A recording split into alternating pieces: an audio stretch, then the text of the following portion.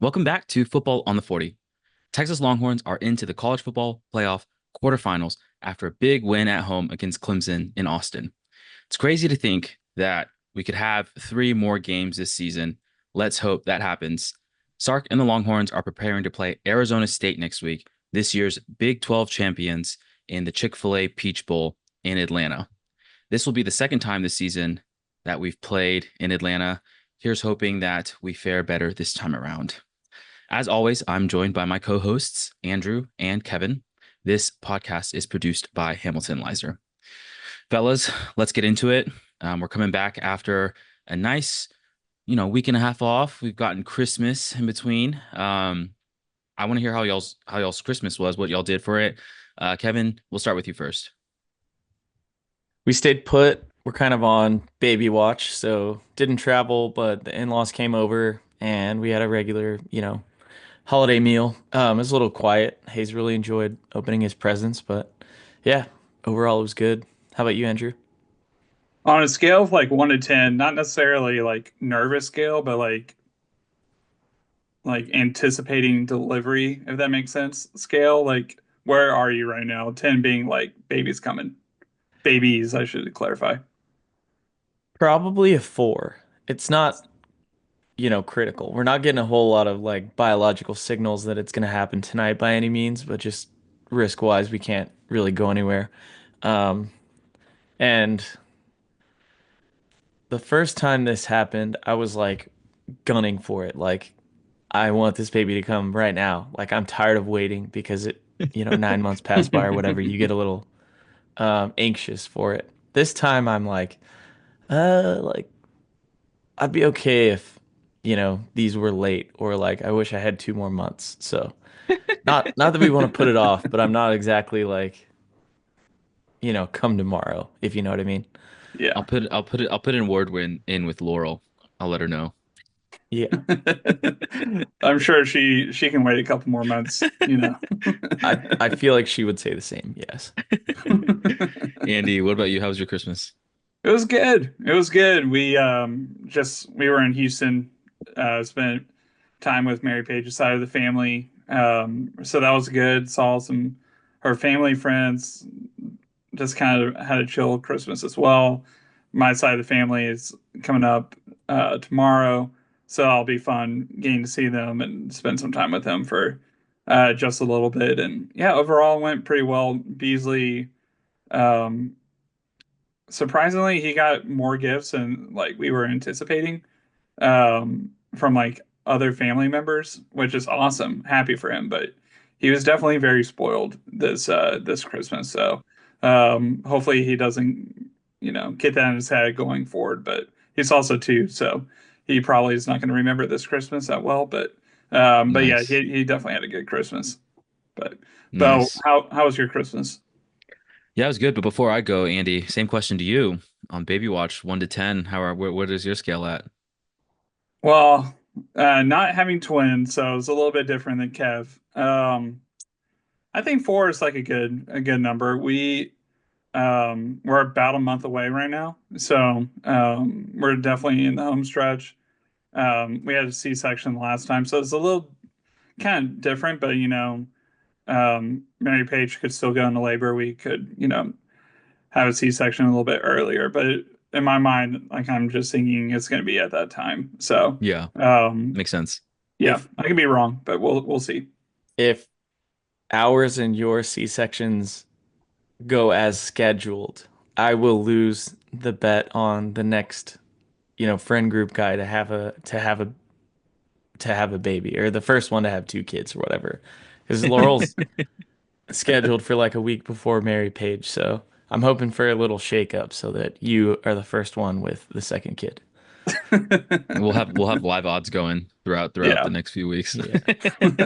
Yeah. Nice, nice. Yeah, had to get your take. Had to get your take. I'm obviously at a zero, as Emily's not expecting. So very, very, very excited for y'all, but You never happy to know. be You where could we're have one at of these too. surprise That's true. babies. I've seen those on like TikTok and stuff. Those like not immaculate, but just like those surprise ones. Those are Hmm. crazy to Like me. went to the public restroom, had a baby. Baby popped out. Yeah, those are wild. Those are Anyway, crazy. okay, moving on. Okay, I'll give a quick recap on our Christmas. It was great. We stayed in town as well, so the three of us all stayed put. We did have both sets of families um came down to Wimberley the weekend before Christmas, so that was fun. We did a weekend there. Nice little sleepy town. First time there, that was a ton of fun. And then Christmas, my father-in-law came down and spent some time with us too. So that was fun. And then tomorrow morning we're driving down to Houston, or hopefully see y'all in the next few days when we can try to figure something out. But yeah, I'll be spending that with my folks. So yeah, looking forward to that. Um, getting into so you know listeners, we'll get into Arizona State for sure. That's going to be the majority of the podcast. We would be remiss, though, if we did not look back a little bit on the Clemson game. First game of the playoffs in DKR. We want to get some quick takes looking back at Clemson. What stood out? Andy, we'll start with you first this time. Yeah, I mean, Klubnik played a heck of a game. He is by far the best quarterback we've played all year. But he lived up to the hype this game, and definitely in points had me nervous for the game. But overall, I was thankful to be there. I um yeah, I was just thankful to for that time to see the game. Honestly, the atmosphere was pretty much similar to a normal game, so I felt like what we talked about in the previous podcast didn't really live up to fruition, which is great for a Texas side of things. I felt like it was pretty much like a normal home game, other than Clemson getting an intro video. But yeah, overall, I was pleased with our performance. I thought we came ready to play. Clemson, I feel like they played better than they were this whole season, but they were kind of trending upwards the last few weeks, even against South Carolina. I know they lost closely in that game, but I mean, they could have beaten South Carolina. South Carolina didn't go ahead until the last minute, and Clemson was driving towards the end before they were. I think that was an interception in that game, but yeah, overall, very happy that we won. I was nervous going into that game, more optimistic about this game. Kev, what about you? I think like three takeaways for me. Like going back to our last podcast, I felt like the pressure this game was on Quinn. Like there's a risk that it's your last game in burnt orange. The fans are kind of souring on you. Like, are you going to play well and win or not? And we lose. And we ended up like running the ball so well. Quinn didn't really have like the game on his shoulders necessarily. So um, I thought he played okay. You know, he threw one pick, but otherwise played okay. But I was surprised that like on offense the game panned out like that for us, and was really proud of like Jaden Blue for making a couple really big plays after like losing his starting spot to Wisner. So that was one. The second was like I felt like Arch was gonna have a wrinkle and like you know preparing myself for a close game. I was like, well, if Quinn struggles, Arch is gonna matter, and he did have a package that we ran a couple times in short yardage, but like two out of three times he got in, there just really wasn't any juice. So I was a little surprised that he didn't make his mark a little bit more. But also the fact that he didn't have those opportunities, like, spoke to the situation that we were in, in pretty good control of the game. And then lastly, I would add just like going there, I felt like the game atmosphere was a little bit better than an average Texas home game. And the amount of fans that showed out, like to me, it looked like a sellout. And after seeing how ticket prices were dropping, we were worried about the fans not showing up, but that definitely was not the case. And I thought our fans did a good job of recognizing throughout the game, like the downs that had significance, like the downs where we needed to get loud. And we didn't quite get as loud as the fans were in the first quarter against Georgia, but it was like maybe a close second to that. Like I was actually pretty impressed about our game environment. But yeah, I went with Michael Wiesner, as you guys know, and we had just a blast. So Michael, if you're listening, thanks for coming down from Fort Worth. That was a lot of fun. But yeah, obviously Nice, we won. That's great. nice. That's awesome. Yeah, I mean, I had similar takeaways. Yeah, I wrote down we survived mini Penix. Listeners, if y'all remember last year's semifinal, Michael Penix just demolished us, and Klubnik was looking very similar, except this year we thankfully had a different outcome.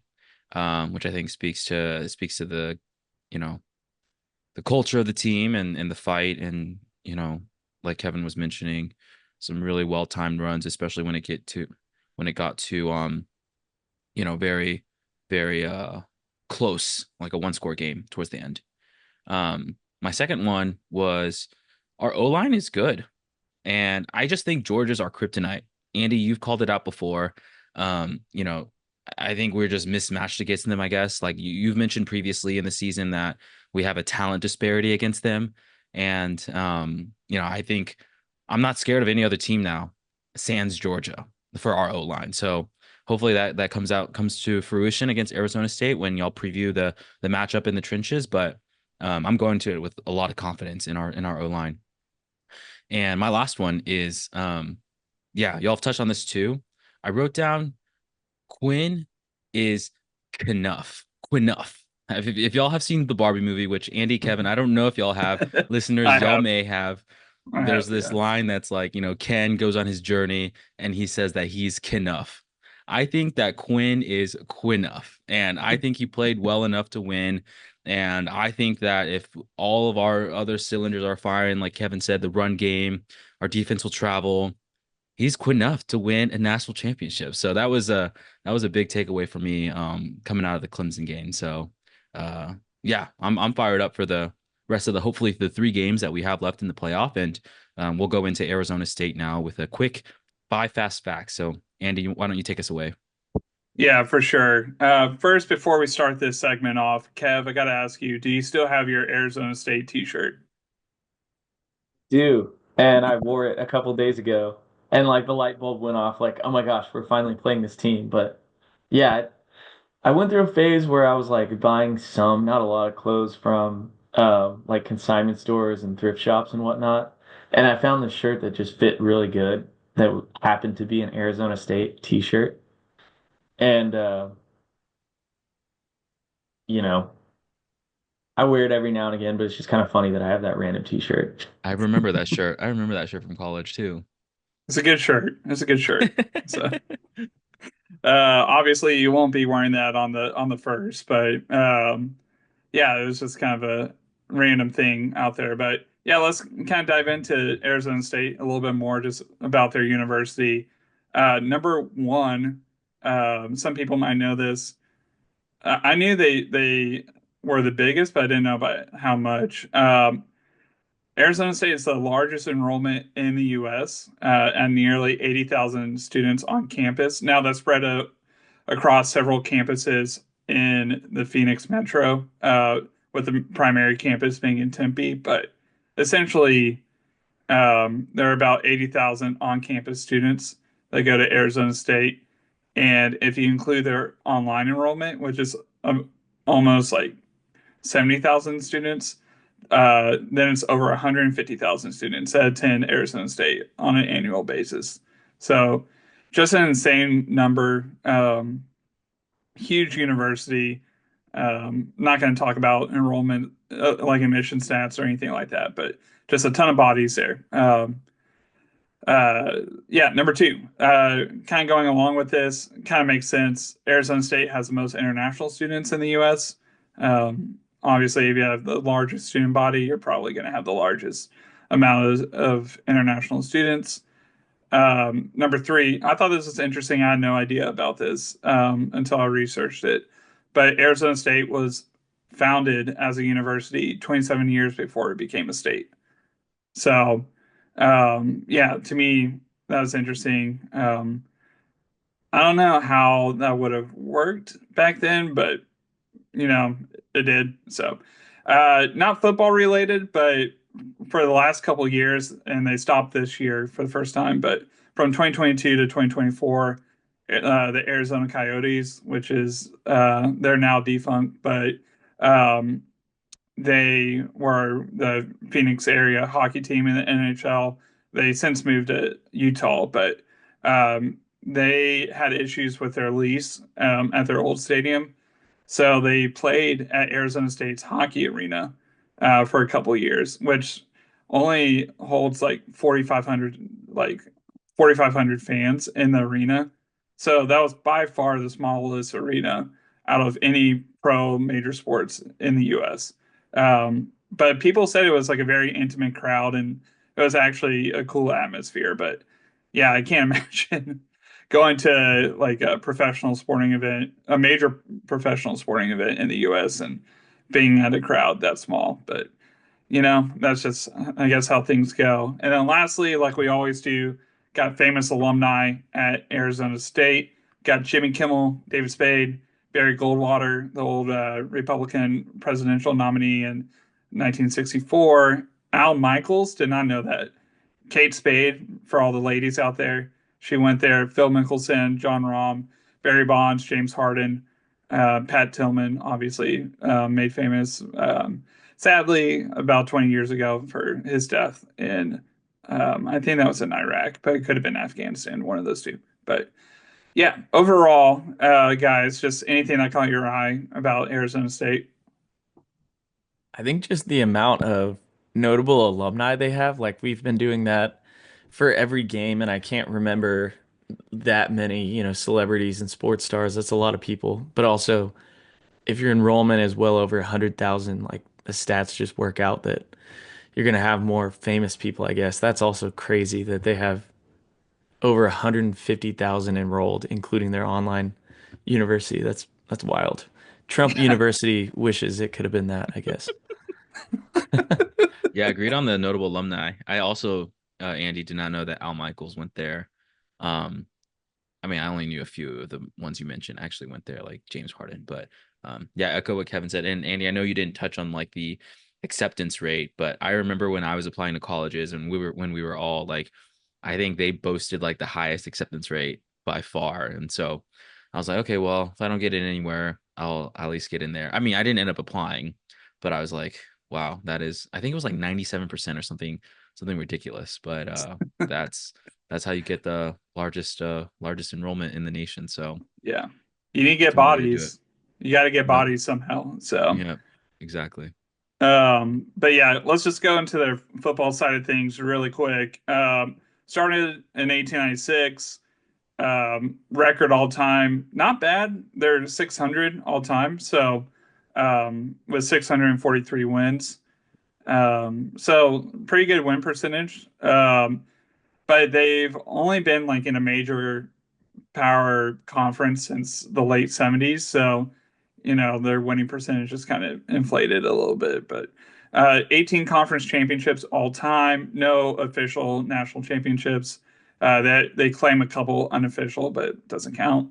And then all time bowl record, which is important because this is obviously going to be a bowl game 15, 17, and 1. So, yes, they did tie a bowl at one point, which usually bowl games you do not tie.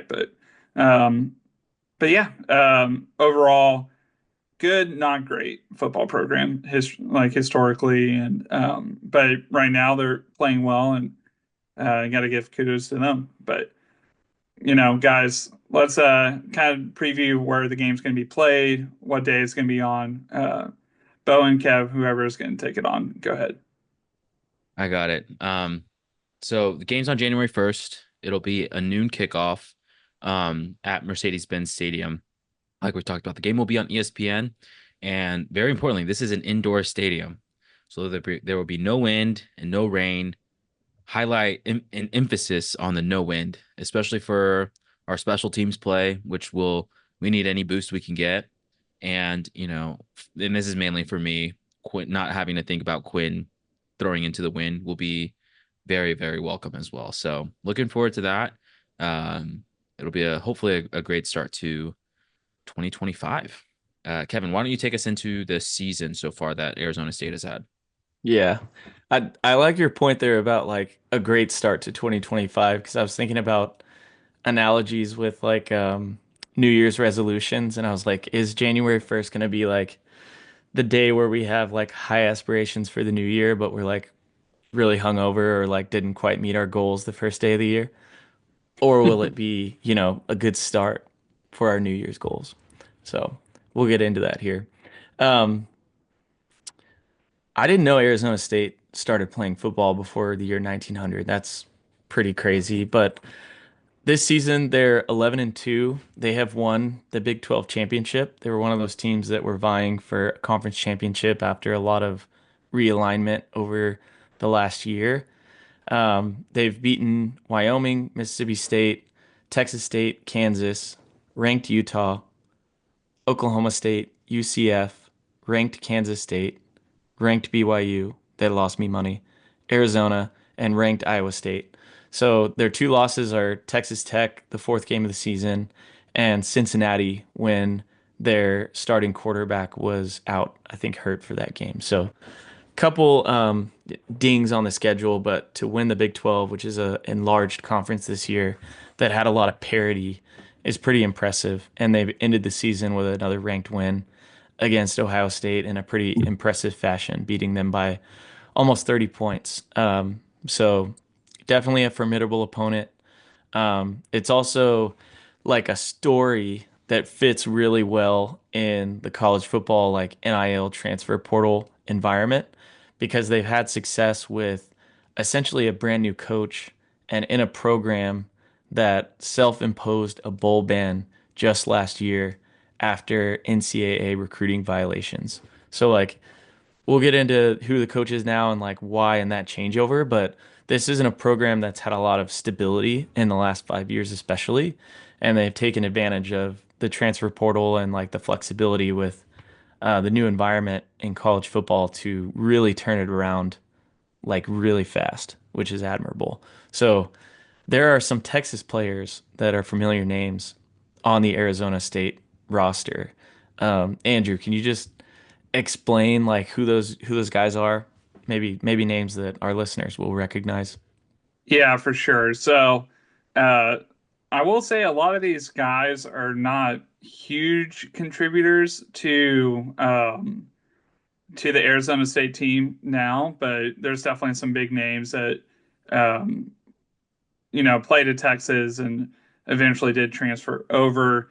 Xavion Alford, I think he has the second most tackles on the team, so obviously he's a good player for them. I think if I remember correctly, the Texas staff definitely did not want him to transfer. He transferred to USC originally, then transferred to Arizona State. But um, yeah, I think out of all those guys, he's kind of the one guy that Texas, I think, wished at the time would have stayed at Texas. But um, you know, part of the transfer portal, good players are going to transfer out. But yeah, Jake Smith, we used to have high hopes for him back in the day. Um, he's a backup receiver for them. Prince Dorbra. He plays sometimes, but I wouldn't say he's a huge contributor for Arizona State. Troy Amiri, Jamon Tapp did transfer to Arizona State. He's back in the portal, so he has his own issues that he's going through at the moment, which is the best for him. But then, lastly, Zach Swanson. He a couple weeks ago during a practice, the week of the Texas Clemson game, so didn't know who they were going to play just yet. He was hoping to play Texas because he essentially said in his interview that Texas coaches told him that if you wanted to stay at the University of Texas, you better quit football. You should quit football because you're never going to play. And honestly, that's probably still true, just based on the depth of our defensive line. I don't know if he would have seen the field. So I don't think our coaches were lying to him. Maybe it was a little ruthless how they handled it all, but um, you know, honestly, it was probably better for him overall that he was able to transfer. But I don't know. What do y'all think about that? Yeah, I mean the coaches at the end of the year they talk about this. They usually the coaching staff and the head coach will meet individually with every player. And now that there are so many opportunities in the transfer portal, a lot of coaches will tell the media like we're really honest to guys. And they'll frame it, Sark has said this in past years, as they basically talk about the year in review and how they need to develop if they want to see more playing time. And it's more of a norm now where coaches are kind of like ruthlessly honest, knowing that the kid that they're talking to like wants to play and they don't make a whole lot of promises at the end of the year, especially those like um, third string, fourth string guys. So it's actually not super uncommon to just straight up tell a player like you should probably transfer. You know what I mean? Yeah. But that is a really interesting storyline coming into this game because Zach Swanson will play. I think he's a rotational player on their D line. Yeah. He'll play some. He's not like a star defensive lineman for them, but he definitely will play some for them. Yeah. So I mentioned a couple moments ago, like Arizona State has had an amazing year. They have a brand new head coach. I mean, it's his second year. He's been able to turn around the program very quickly. His predecessor was Herm Edwards, who I think was at Arizona State for like 3 or 4 years. Made a lot of noise in recruiting and did bring in some talent and start to build some momentum at Arizona State. They got into an NCAA investigation for recruiting violations that resulted in Herm Edwards either being fired or stepping down. And Kenny Dillingham, who's now the head coach at Arizona State, was the next guy up. So last year he took over for Herm Edwards, and this is Kenny Dillingham's first full season at Arizona State. He's very young. He's only 34 years old, which, we can say because we're almost that old. Um, he's 14 and 11 as a head coach, and he's got a lot of Phoenix roots. Like Arizona State is a perfect fit for him. He was born in Phoenix and actually went to Arizona State. Um, he started his coaching career very interestingly when he was 17 years old. He got an ACL tear his senior year of football in Scottsdale, which is like maybe 20 minutes from Phoenix for those that don't know. And didn't get paid necessarily, but like he was basically turned into a student coach. And he continued on in a paid role at his high school while he was going to Arizona State, I think until he was 20 or 21 years old. So by the time he was 21, congrats, you can drink. The guy already had like 4 or 5 years of coaching experience. Um, he was hired to be an offensive assistant at Arizona State 2 years after he graduated under then offensive coordinator Mike Norvell, who's now at Florida State. And he kind of moved up at Arizona State from an unnamed role to an offensive analyst. And then he went to Memphis, where he moved up in successive seasons from being a a graduate assistant all the way to being the offensive coordinator in like a matter of 3 seasons, which is unheard of. We talked about a few of these like last week with Dabo, like the unheard of aspects of his story. But to go from a graduate assistant to offensive coordinator in 3 seasons, also have never seen that before. And it kind of speaks to just the talent that Kenny Dillingham has that Memphis not only recognized that, but it gave him very significant roles, um, you know, immediately. So a couple other schools, and I promise I'll tie this up like into hopefully a logical story. But he left Memphis and went to Auburn, was the offensive coordinator there, quarterback coach for Bo Nix, who had a really impressive freshman year at Auburn and ended up transferring. Then he went to Florida State to like re-up with Mike Norvell, who he had originally coached under at Arizona State. And then he went to Oregon, I think because he was following Bo Nix, and Bo Nix wanted that relationship to move to Oregon with him. So he was the offensive coordinator and quarterbacks coach for Bo Nix. Had a lot of success with him then, and then made his way back to Arizona State and is now, in his first season, first full season, he won Coach of the Year in the Big 12 and won the Big 12 championship, which pretty cool. So he has been around definitely more than Dabo. He's really young, but like that story at Memphis, that 3 successive seasons where he went from like a student coach to offensive coordinator, like clearly very talented guy, really young, but like has a surprising amount of coaching experience. So, um, Andrew, if you want to add to any of that, feel free. But yeah, what do you think about Kenny Dillingham? I mean, just the fact that he's done all this by 34. I mean, yeah, we're not that far away from 34, so all of us here. Mm-mm. So I mean, we're all doing fine in our careers. It's not a complaint by any means, but I mean, just amount of success that he's had is really admirable. So don't take him for for granted by any means. And hopefully he stays at Arizona State for a while. I think it'd be really good for college football if he can be a good, successful coach there for a while rather than going to a bigger program. But I mean, Yeah. in all likelihood, if a bigger program calls on his name, he's probably going to go. Yeah. But we'll see. I, one more thing on him.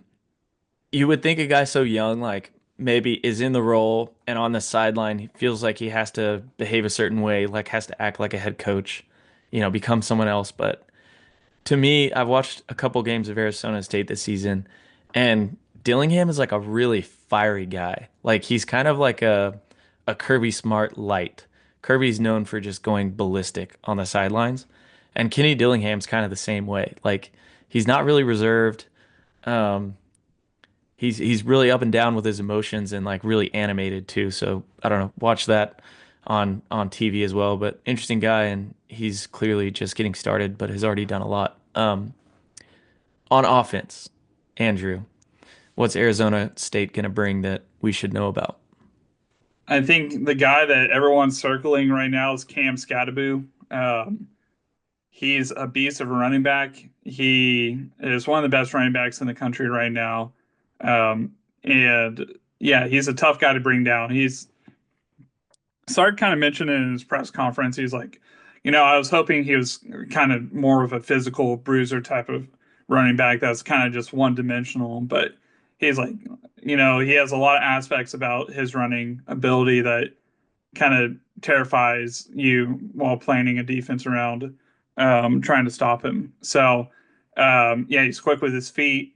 He's not necessarily like going to take it to the house every single run, if that makes sense, but he can pick up a lot of yards at one time. And yeah, he's a great running back.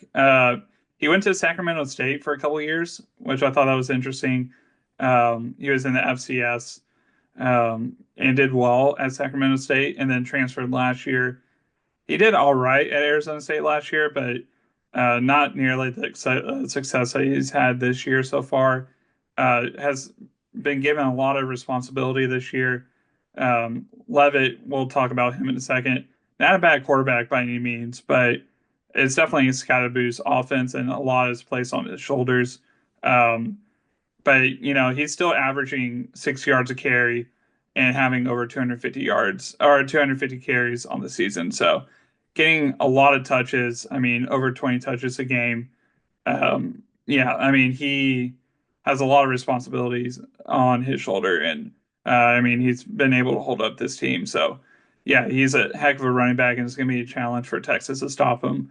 But it'll be interesting to see how our defensive line matches up with their offensive line, and that's going to be a big key to this game.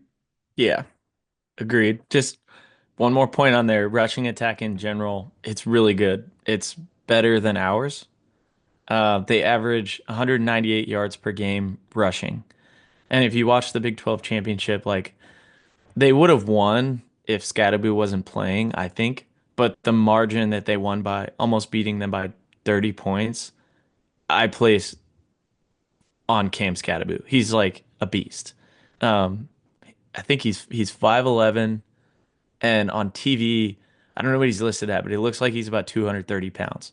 Like he's literally a bowling He's ball. thick. He's Yeah, thick. and he had multiple runs in that game, like rushes for over 40 yards, and each of those rushes, he broke single-handedly like 5 tackles on each of the rushes. So, um, also, like you mentioned, how's our D line gonna face their offensive line? They're clearly really good at run blocking, but their O line's also really good at pass blocking. Their quarterback that you'll probably talk about here in a second, he's been sacked like half as much as Quinn has this season. So we're talking about the quarterback's name and the running back's name, but like the matchup on the field might become our D line versus their offensive line that's like enabling all this production. Yeah, for sure. And you know, Arizona State has not played any team this year that's as big and athletic as Texas. So we'll see how that fares for them. Nevertheless, Levitt. Sam Levitt. He's a really good quarterback for them. He's a young guy. He has thrown for 20, a little over 2,600 yards on the season. Has a pretty good TD to INT ratio, 24-5. So kind of like Klubnik does hold on to the ball pretty well. And he is definitely a little bit of a running threat. He's not as fast as Klubnik, but he's definitely faster than Quinn. So kind of imagine a quarterback in between the two. So yeah, he's really productive.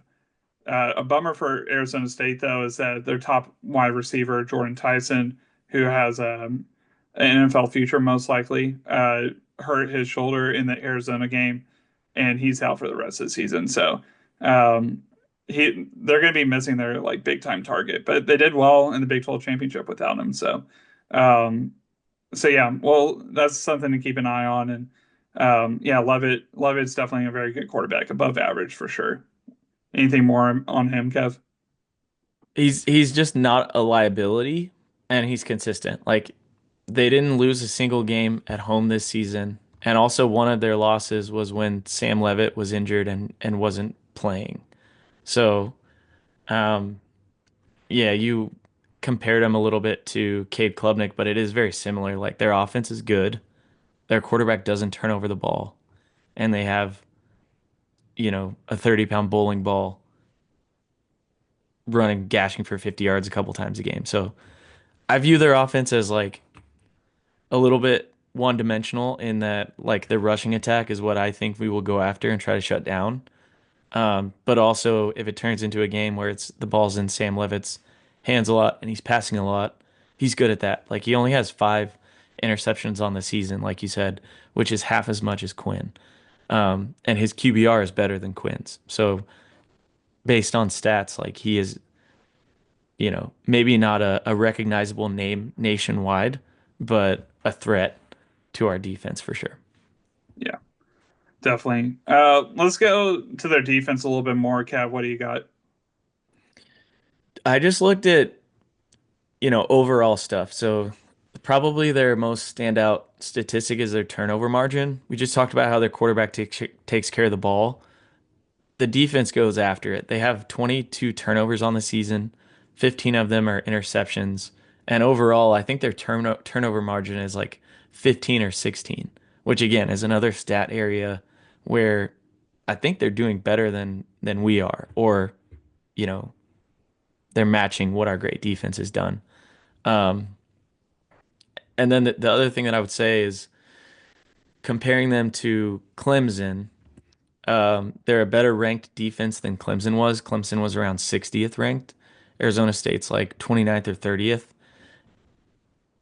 But they don't rush the quarterback anywhere near as good as Clemson. Clemson had a defensive end that had 11 sacks on the season and a freshman, um, what's it called? A freshman linebacker that had like 6 sacks too. Arizona State's leading sacker only has 4 on the season. So, that might instigate a different offensive game plan from Sark, where you do put the ball in Quinn's hands a little bit more, knowing that he's going to have more time in the pocket. Um, but yeah, overall, good defense. I guess they keep things in front of them and they're not sacking the quarterback a ton. Yeah, I think with their defense, you'll see Texas fans. You'll see on the first is that their defense is definitely smaller than your typical SEC defense. They just don't have the size that these other defenses that Texas has faced throughout the year have. So, it's kind of to Kev's point, they have to be a little bit more opportunistic, in my opinion, to try to create those turnovers. Um, and as a result, they've done a really good job of that. But I think unless they get a couple turnovers in this game, which they very well may, um, they're going to have a tough time consistently stopping Texas's offense because we just have size and athletic advantage over them. So, and I think that will be made apparent during the game. And when it comes to a size advantage, like that should be lighting up your Gunner helm light bulbs. Gunner was our leading receiver against Clemson. Maybe we see that again, just with, matchups on their smaller defense. I think we could also see a game where we're doing a lot of like RPO and Quinn has great stats, but he never really threw the ball down the field. Another Yeah, option would be like we're just bigger and more physical than they are, and we're just going to keep running the ball. But um, it's odd. Like your statements make me feel really good about our offense versus their defense, but also like they're the 29th best defense in the country, so clearly they're doing something right, and hopefully it doesn't turn out to like a we throw a lot of turnovers and they somehow win. So yeah. Hopefully not, and we'll see. But I mean, you're right, Kev. They're doing something right if they're up that high in total defense, and we'll see. We'll see how it plays out. But I'm excited for this matchup. I think um, it'll be an interesting matchup for Texas. I think there's a lot of opportunities for Texas within this game, but we'll see on the first. So you never know until you actually play the game. So, yeah. Anything else y'all want to add to previewing this Arizona State team? just excited to watch the game. Yeah, Yeah. I think the various forks in the road that Kevin highlighted there at the very end will be interesting to see like what kind of actual game that we get because I definitely could see all of those possibilities happening and I hope you know whichever one happens we come out on top because it'll be fun to watch for sure. yeah. For sure. Awesome guys. Okay. Let's transition to trivia for this week. Kev has definitely made a comeback here. I think he was down 17-11 at one point, and now it's 17-16 on the season. So it's going to come down to the wire. We'll see. We'll see how it plays out. Hopefully, we have a couple more podcasts to kind of drag this out a little bit longer. But guys, there's going to be two questions this week. We're kind of going back to the old format. So two questions, um, 1 point for each question that's answered correctly. Um, and if y'all both tie on the question, y'all both get a point, whatever. But whoever wins the week, so if there's a clear winner this week, that person also gets an additional point for the week. So, guys, are y'all ready? Let's do it. Okay. First question. Definitely going to have to use honor code here, but I trust you guys. Arizona State is one of three Power Four schools with a demonic mascot. Can you name the other two Power Four schools that have a demonic mascot? Um, Kev, I'm gonna let you go first since you're making the comeback. Wait. Are you already going? I'm gonna say the Demon Deacons and the Duke Blue Devils. Those were my two answers too. Okay, I trust you. I trust y'all. Like I said, it's definitely if someone's gonna say the right answer, it would have been easy to copy it. But I trust you guys. Y'all both got those right. Yeah, the Demon Deacons, Duke Blue Devils. Good job, guys, on that one. And then the next one. Um, yeah, this is just going to be the closest one to the answer. How many pounds of peaches does Georgia produce each year? And the answer is in the millions. Wow. Bowen, you go first. Kevin, you go second.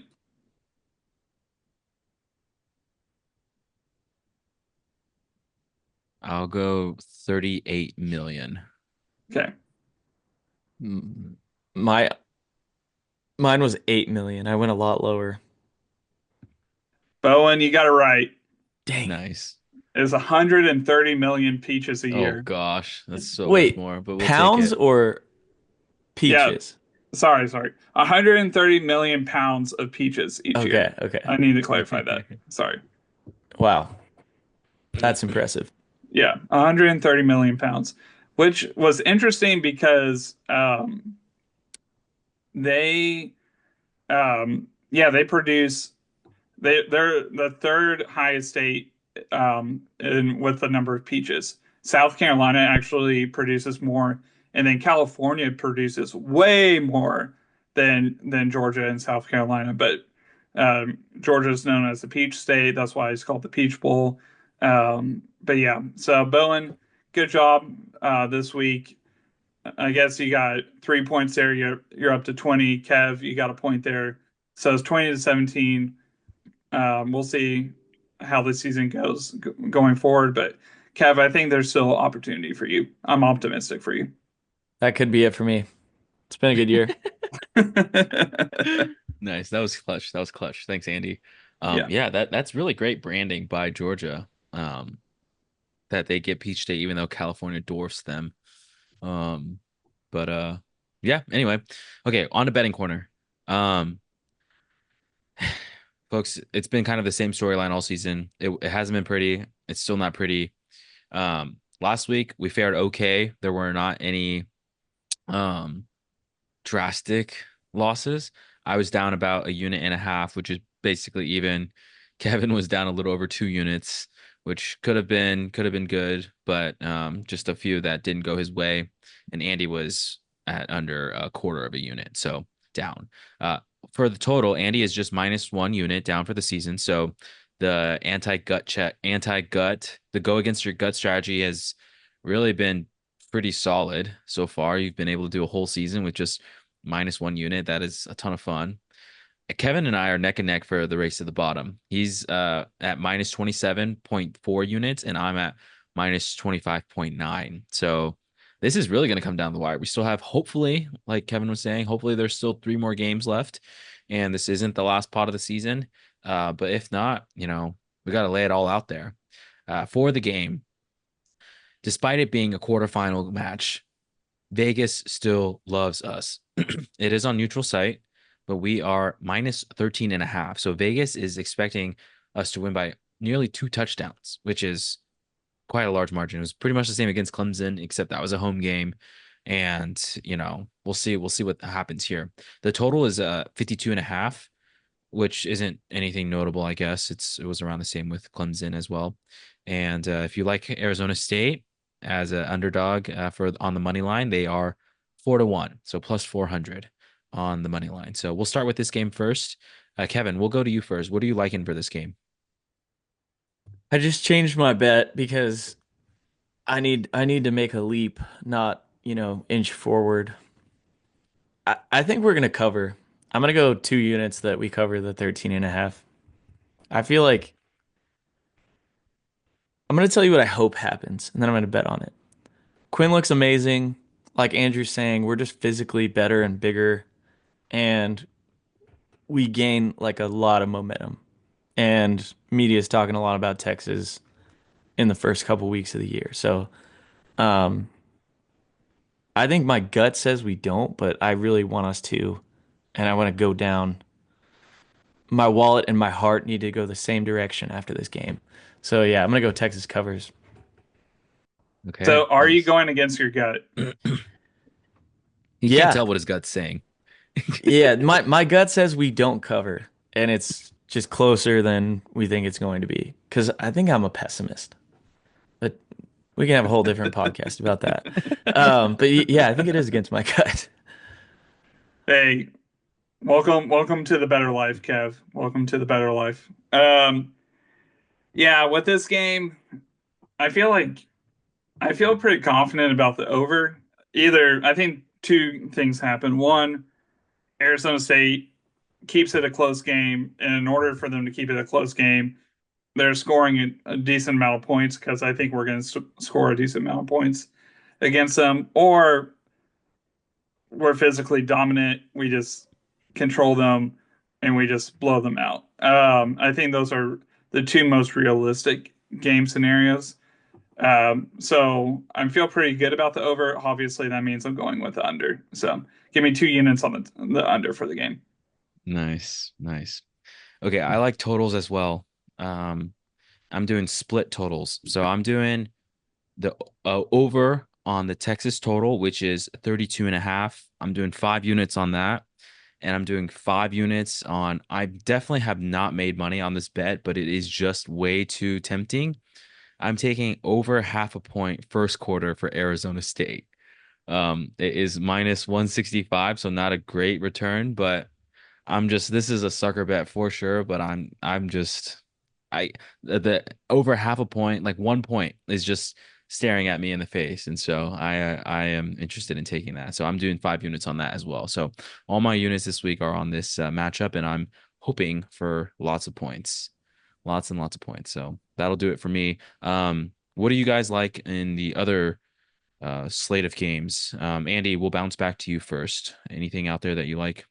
Yeah, I feel like Notre Dame's the trendy pick. I'm feeling pretty good about Notre Dame against Georgia. However, I kind of go back and forth.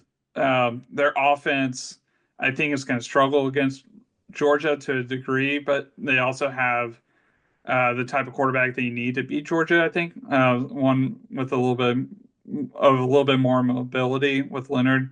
Um, but I think they're too trendy. I think I like them too much. Georgia, they're champs for a reason. Give me 2 units on Georgia covering that game. And then Baylor is somehow favored over LSU. I don't really see that. I don't really understand that. So obviously, I'm going to pick Baylor to cover. So 2 units on the Baylor Bears. I saw recently that Baylor was like 8-4 this season, or 8-5. I had no idea. Yeah. No, I mean they had a good year for sure, and they can definitely score a lot of points. I just talent wise, I just don't see them matching up as well. But who knows if LSU really wants to be in the Texas Bowl? For Yeah. Baylor, this is definitely their Super Bowl for this season. God, that would be. I've got a lot of LSU friends. I'm telling you now, they would not take that well, losing to Baylor. Nice. Yeah, Kev, Kev, what what about do you you? got? Are you liking anything? I uh I agree with you, Andrew, that like Notre Dame shouldn't necessarily be a trendy pick. I think Georgia's a little beat up after playing us in the SEC championship, and like I don't mean that because I'm like a huge Texas fan, but they really did have some like noticeable injuries in that game, and Carson Beck's out for the season. But I rewatched the game a couple days ago, and was it like Kurt Stockton or Gunnar Stockton, their backup quarterback? They didn't really have a drop off at quarterback when he went in. So I'm taking Georgia money line for 2 units. In the Ohio State Oregon game, I'm taking Oregon money line for 2 units. And then after the first week of the CFP where we didn't have any close games or surprises, just so that the media will kind of calm down and stop criticizing it, I really want to see an upset. And I'm rooting pretty hard for Boise State to beat Penn State. I really like, Genty at running back. Think he's had a crazy season and should get recognized and have a chance to show off. And there's been so many years where the runner up to the Heisman just kind of ends the year after the bowl game and everybody agrees like, okay, that's the best player in college football. Mhm. And I'm rooting for him to just have a wild game. So I'm also going Boise State money line over Penn State for 2 units. That's it for me. Nice. That'd be sick. Okay. Cool. Fellas, I will get those bets in. Listeners, there's a lot for y'all to pick from. Um, Lots to go against your gut or our guts. So, whatever you like, you can take whatever picks you want. So we'll see how these games pan out. Let's get some score predictions. Kevin, I'm bouncing back to you. What are you thinking? How are you thinking this game's gonna end up? I said it earlier, but I think we're going to look back on that one and be like, damn, we are going to win the national championship. I think that's how this game's going to turn out. So I'm saying we win 49-27. Nice. Nice. Andy, what about you? 34-13. I think it's going to be a comfortable win. Might be a little closer at first than Texas fans want, but Texas kind of pulls away at the end with a couple touchdowns in the fourth quarter. Okay. I have something similar to you, Andy. I have 35-17. I think we will. Well, that is right on the under, so that will hit your under. And yeah, I'm hoping for lots of points there. All right. Kevin, you had one last quick segment for us, a quick question for us. Mm, does anyone Do want to change their CFP predictions? So you guys both picked Texas to win. I picked Oregon to win. How are we feeling on that? I feel pretty good about mine. I don't know. I have Notre Dame in the semifinals. Not feeling as optimistic about that, even though they looked good last week. But otherwise, I feel pretty good about my picks. I think Ohio State. I think I'm going to go against you, Kev, this week. I do think they have a good chance against Oregon. But we'll see. That game in Eugene was super close. It really could have gone either way. But um, yeah, I could be talking a week from now and looking like a fool. So we'll see. Yeah. What about I y'all? don't think I'm I don't think I'm gonna change any of mine either, but yeah, the Ryan Day discourse like the past couple of weeks has just been kind of off the walls. But yeah, we'll see how these games turn out. I'm super stoked. Lots of football left to be played, so um yeah, I'm Yeah. excited to see how things turn out. Yeah. I'm not changing my pick either. I still think Oregon's taking it. We gotta take it easy a little bit on New Year's Eve, being the first game on the first. I'm glad we're gonna get it over with rather than having to watch two games in 4 hours. But keep that in mind, guys. You guys have been pretty wild on NYE the last few years. Got to Yeah, keep it in can't mind. At get least too I mean crazy. we won't be at the ranch this year, so um there's some tameness that will be built in. Um but yeah, no, thanks for the word of caution, Kevin. Thanks for looking out. Listeners, that'll do it for us this week. Thank you again for listening. As always, remember to like, comment, and subscribe if you have not already. And comment below what your New Year's Eve plans are. If y'all are gonna do fireworks or staying in or attending a New Year's Eve party, let us know. And thanks again for listening, and we'll see you on the next Football on the 40. Hook 'em.